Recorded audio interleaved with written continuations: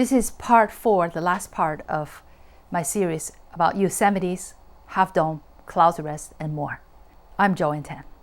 Trekking 3,665 feet down on the mist trail next to dangerous cliffs. After 4 days in the wilderness, as the same shirt and pants got dirtier and smellier each day, and the body got stickier, and the taste of freeze-dried food became less appealing, we were eager to go home. Just one more night. Tomorrow is the treacherous and dangerous hike down 3,665 feet along wet, slippery, steep, and narrow paths next to cliffs and roaring waterfalls. I heard from mountain climbers before that climbing up is easy, climbing down is hard. I didn't totally believe it until we descended the mist trail. Daley, out of concern for me, was talking and showing me how to use the trekking pole, which distracted his concentration on the steep stairs of slippery sand on rocks. So he slipped and fell next to a sharp drop of elevation. It scared the daylights out of me. I insisted on walking ahead of him every time he got ahead of me, always saying, "I'm 62 years old. I cannot keep up with you. If I follow you, I will be out of breath. Please let me take the lead. Thank you." I wanted to demonstrate to him how to use extreme caution to make sure every step is solid, not hurried, with total concentration. There was no margin for error. The narrow, deep, slippery, and crowded trail next to the roaring monster of water down the cliff was already treacherous for hikers. For us carrying a 30-pound backpack each, it was like going down while someone, which is the weight on our backs, pushed us from behind. If I rolled down the cliff due to loss of balance and control, the body would be smashed to unrecognizable pieces by the pounding power of the fall. Sideways, go down, sideways, I kept telling my son, since going straight down the steep steps with weight pushing from behind can trigger loss of control. When it got slippery, I warned him. Don't yield to stupidity. The etiquette of the trail is to yield the safe side, the side along the mountain, not the side next to the cliff, to the most vulnerable. And those are backpackers carrying weight going downhill. The second most vulnerable are the backpackers carrying weight going uphill. But most of the tourists had no clue. They also sometimes rested on the trail instead of off the trail, which could trip others passing. When they did not yield to us, the most vulnerable, I was telling Daley again and again, this is not the time to be nice. You must stand your ground and let them yield. Never yield to stupidity. They need to be taught by your not yielding to them. Happy birthday, Daley. When we completed the 3,665 feet descent to the Happy Isle trailhead down at the valley, at the turn of the bridge around 2:30 p.m., June 29th, 2023, I stopped Daley and said what I was holding since early morning. Happy birthday, Daley! We made it! Happy 23rd birthday! We hugged for a long time. Daley, remember that you were gripped with fear on the first day? You feared asthma, but it never happened. You thought you were not able to do this, but you have proven your fears wrong. You climbed Half Dome.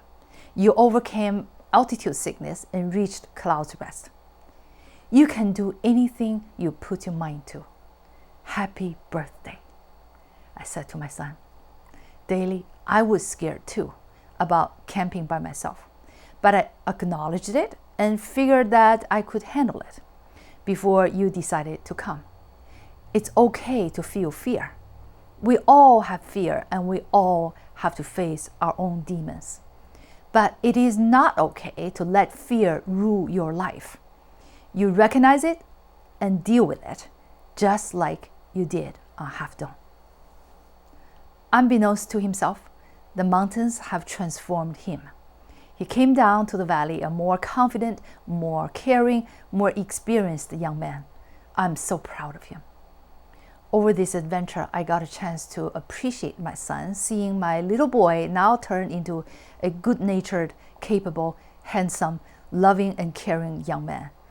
Now I know why his girlfriend and her families were crazy about him. But he will always be my little boy in my heart. On this adventure, we looked out for each other, challenged each other's decisions, encouraged and supported each other with love and care. This trip brought us closer in heart. I admired his kindness, patience, independent thinking, even though he sometimes could be quite wrong, and considerateness for others. I too had the chance to pass on my skills, experience, and wisdom to him. Leaving Yosemite. Getting connected to the mountains humbles our self-importance. What is truly permanent and eternal is nature.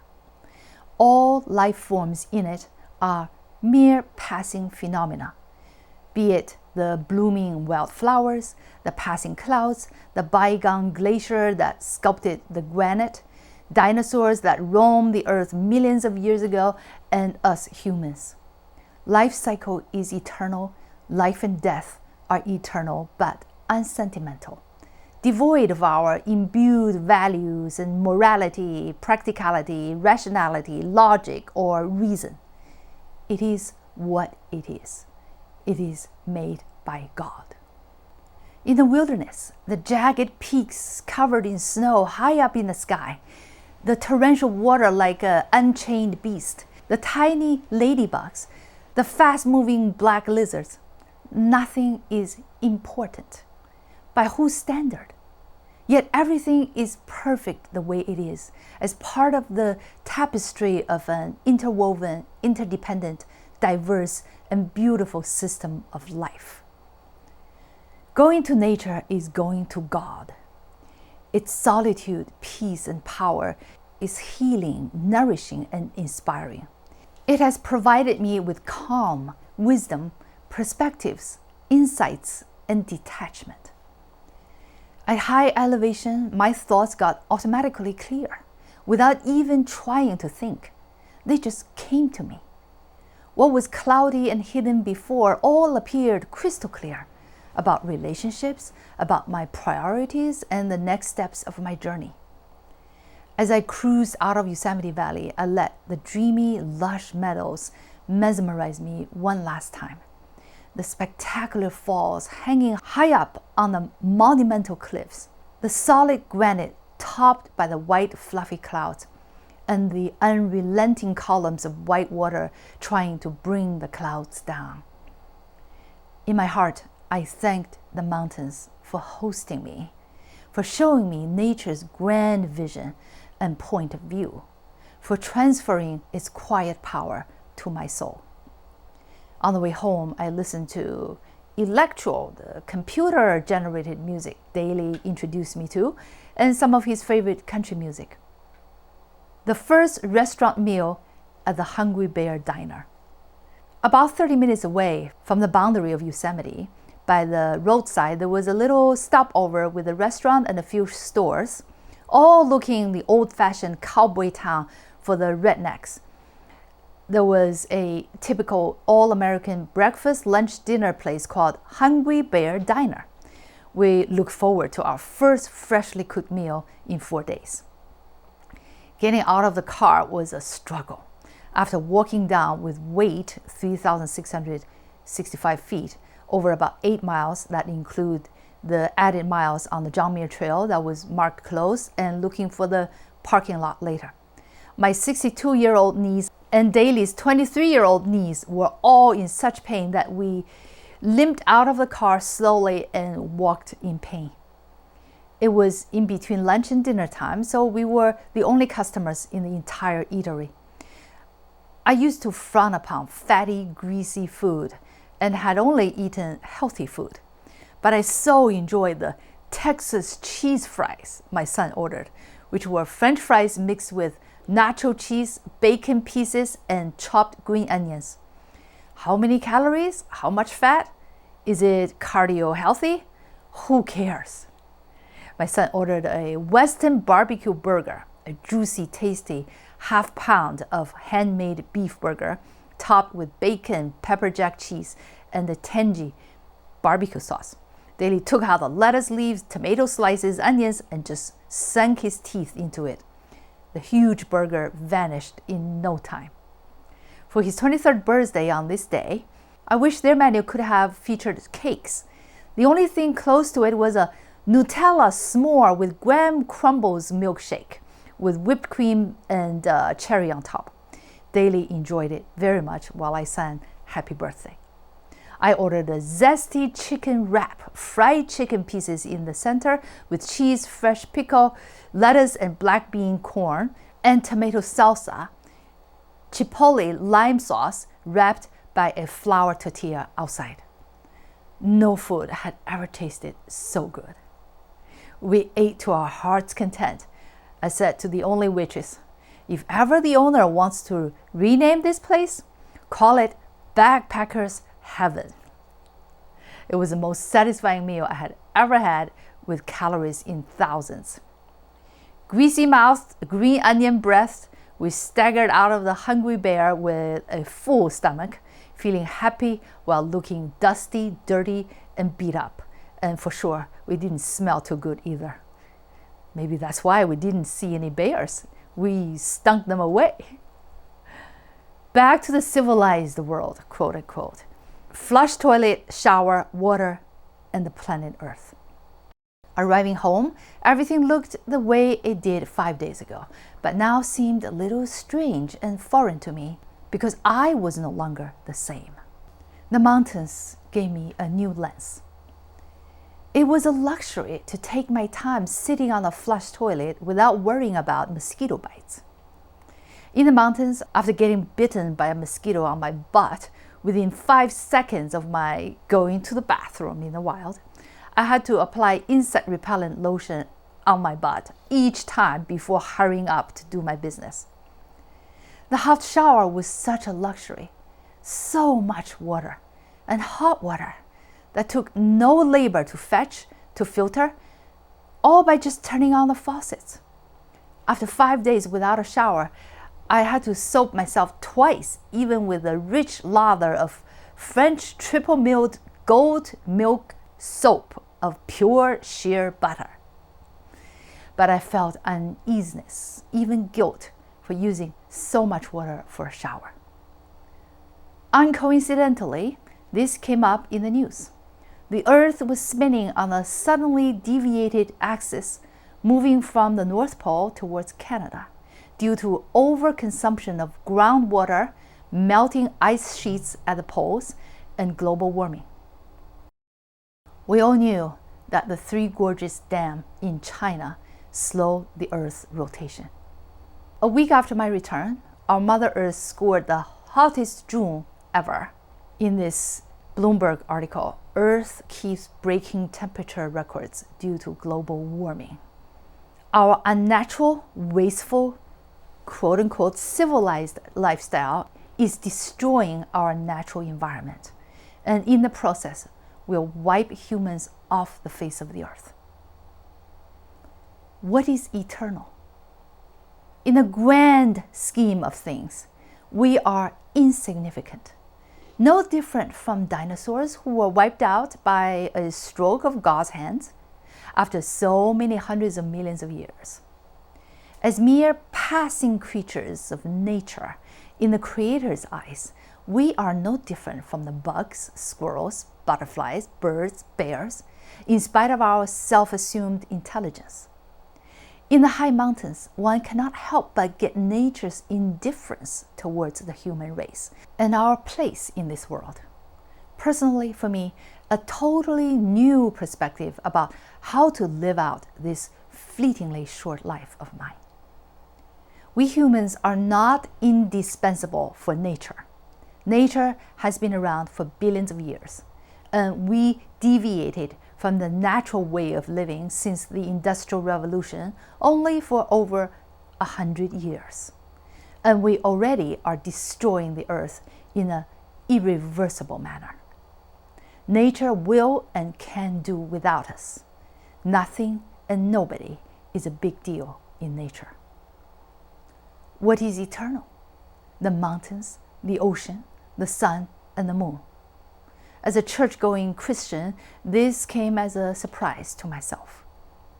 We humans will soon be long gone from this planet Earth, like a firefly meeting its death in the campfire, wiping ourselves out with our own greed and disconnection from the natural way of living, the godly way. Frankly, no one gives a damn. The mind prepares the body, and the soul is changed.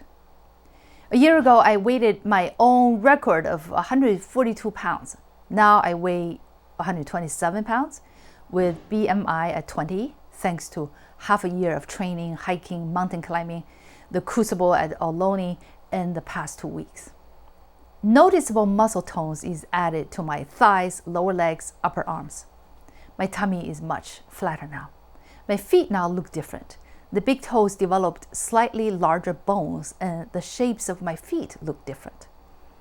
My hands look weathered, tanned, and transformed from the bourgeois tender skin to that of a laborer's.